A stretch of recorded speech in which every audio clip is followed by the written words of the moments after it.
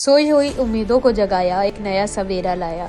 अंधेरों में दी उम्मीद की रोशनी, डॉक्टर मनमोहन सिंह ने इतिहास रचाया। बात है 1991 की। देश इकोनॉमिक और पॉलिटिकल क्राइसिस के सबसे कठिन दौर से गुजर रहा था। चंद्रशेखर जी की सरकार गिर चुकी थी और नए प्रधानमंत्री बने पीवी नरसिम्हा राव के सामने देश को इस संकट से बाहर निकालने की बड़ी जिम्मेदारी थी। विदेशी मुद्रा भंडार लगभग खाली था। हालात इतने गंभीर थे कि भारत के पास केवल कुछ ही दिनों तक आयात करने लायक पैसा बचा था। ऐसे समय में एक मजबूत और समझदार फाइनेंस मिनिस्टर की जरूरत थी, लेकिन किसी नाम पर सहमति नहीं बन रही थी। तभी नरसिम्हा राव की नजर एक एक्सपीरियंस इकोनॉमिस्ट और रिजर्व बैंक के x governor doctor Manmohan Singh पर पड़ी।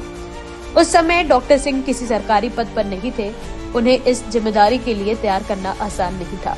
एक रात नरसिम्हा राव ने अचानक डॉक्टर सिंह को उनके घर फोन किया। उस समय डॉक्टर सिंह सो रहे थे। जैसे ही उन्हें इस प्रस्ताव के बारे में बताया गया, वो हैरान रह गए, लेकिन उन्होंने इस चुनौती को स्वीकार किया। डॉक्टर मनमोहन सिंह ने फाइनेंस मिनिस्टर का पद संभालते ही बड़े और साहसिक फैसले लिए।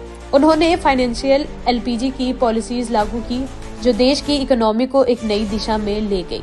ये कहा जाता है कि नींद से जगाए गए इस ऑफर ने न केवल डॉक्टर मनमोहन सिंह के कैरियर बल्कि भारत की अर्थव्यवस्था को भी हमेशा के लिए बदल दिया। उनके इस योगदान को देश हमेशा याद रखेगा।